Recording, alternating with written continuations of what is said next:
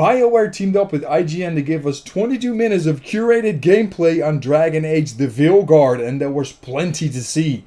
Let's talk about it. First off, the Lighthouse, the base of operations in the Fade. The Lighthouse actually shapes itself around your personality. I can only imagine what that looks like when you're playing as a essentially bad person. Will it become like dark?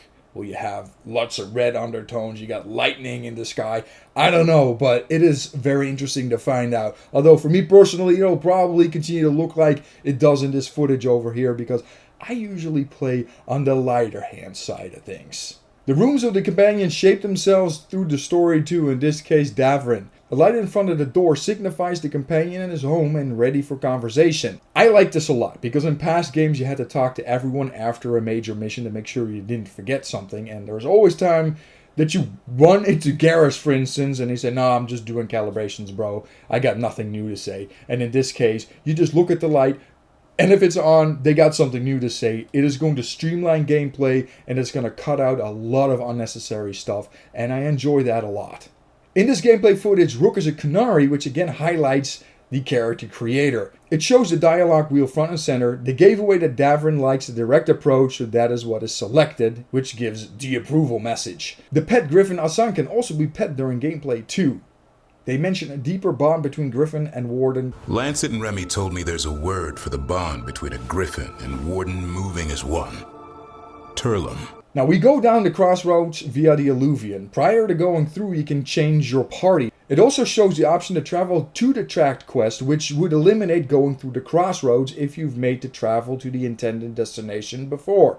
The Crossroads is under attack by the Elven Gods, but it's hinted at that the player can restore it to its former glory, a sanctuary to spirits, with the help of the Caretaker, which is the figure transporting us here. We eventually get into combat, and the mage excels in ranged combat. It shows a selection of combos with eligible party members, and also selecting a target for companions to attack, which then highlights the intended target with the avatars.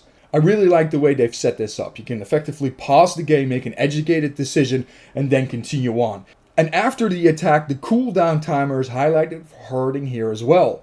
We eventually get to the Alluvion that takes us to the Hasburg wetlands. Here, a fast travel beacon illuminates, which unlocks fast travel to the Grey Hold.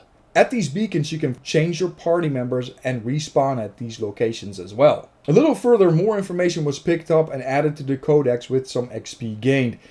This was also present earlier in the Lighthouse when the player character did not interact with these. Another cool thing is that merchants can now be upgraded as well if you have the resources. This unlocks new items. The second upgrade here requires a lot more resources. It looks like items inside the shop will upgrade existing weapons so you don't end up with duplicates in your inventory. Walking down into Lavendel, another fast travel beacon is ignited. Multiple possible quests are highlighted in the clip as well. Quests are location specific and have a meaning. Everything you do will help the people and have an effect on the world and increase the power of the factions. This reminds me of Mass Effect 3 and the war assets. The more you did, the better the war assets got for the fight against the Reapers. In this case, that's probably going to be the same. You can ignore these side quests within reason, because if you don't do any of them, you might not have enough power to fight the Elven Gods. So I'm like, if you don't do any of these side quests, you just rush the main story, are you going to end up with a bad ending because you're not prepared? That's interesting to me, and I like that kind of game mechanic a lot. In the next fight, it's revealed that Nava has healing spells. Thank the maker, because I was already thinking, hey, I play a warrior, I'm going to need a mage, and I'm going to need a rogue. And now that Nev has healing powers, it's over, man. It's going to be Nev and Harding all day, every day, unless I'm forced to take one of these other ones for the companion quests. But I'm set right now. I am set, and I'm stoked. Takedowns are a thing as well, which means ample opportunity for up-close and personal warrior types to end the fight quicker when an enemy gets to low health. Later, it's again shown that the pause mechanic allows you to make complicated decisions that will be a split second in real life. I cannot overstate how important this is to me. Be able to stop and assess a situation and then take appropriate action. Button mashing 100% has its place, but when it comes down to Dragon Age, that's not the place. I want to be able to take things slower. I want to be able to take things very, very methodical. And with the pause mechanic, that is 100% there. And when you go down, it's game over unless you have a revive available, so save often is key here, or just have Dev in your party. So the conclusion here, the more I see, the more I want to play this thing.